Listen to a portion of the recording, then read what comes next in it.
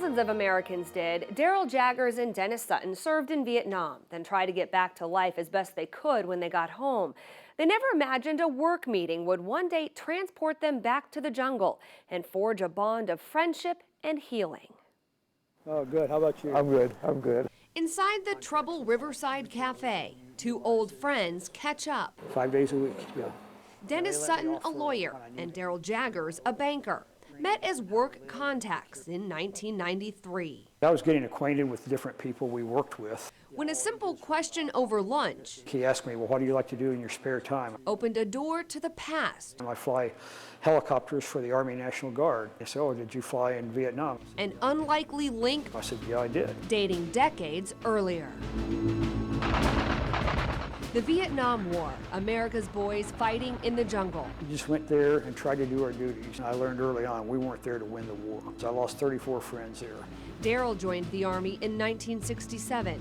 I knew my draft notice was going to be mailed to me. I found out that I could enlist for flight school and learn how to fly helicopters. He piloted the Chinooks CH-47s, transporting soldiers or supplies, food, weapons, ammunition. We did everything. Yeah, we carried in live people, we carried out bodies. We did what we had to support the guys on the ground. Denny was one of those guys on the ground. We were called grunts. We humped the bush. We were in the mountains. We were in the jungle. This is 1970. The idea there was to seek out the enemy and destroy, but we rarely found them. The only time we made contact was when Charlie wanted to make contact with us, quite frankly. Denny had been drafted. It was in the first day of law school at IU Bloomington, and my mom called and said, son, you're in the Army.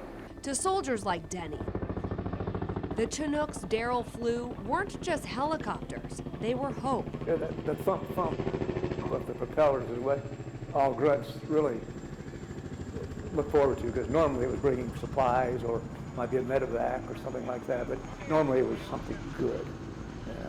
Taking out the jungle for a few weeks, I mean, it was a welcome thump. Then May 1970, Denny's unit, the 4th Infantry Division, And my ears perked up because I knew that was where I flew as well. got to turn the tables and help the helicopter crew. When we went, we found a Chinook which was badly damaged and secured it, and we were there for a few days, I'm sure. I said, yeah, it was 35 miles southeast of Pleiku in the jungle, and the helicopter was destroyed, but nobody was killed. He said, how'd you know that? I said, that was our Chinook. I mean, I thought, how can that possibly be? This is a small world. Decades later, in casual conversation, Denny and Daryl learned their service didn't just take them both to the other side of the world. It was the exact same spot. We found out amazing that we connected after, from an incident that was 11,000 miles away. Early May 1970, we could have both an impact from that, and both remember that so well. The pilot was a good friend of mine, and I'd actually ridden on that Chinook 2 weeks before. For him to be able to relate me being at that site, and I can describe exactly how the Chinook looked, and he said I knew it, and that was really, really incredible. Even though their paths crossed, the two don't recall actually meeting in Vietnam. I did fly a few more missions after that, up in that area, so he may have ridden in one of my helicopters, but I always wondered what happened to these guys. So meeting somebody that was there at the same time, it just made me feel great.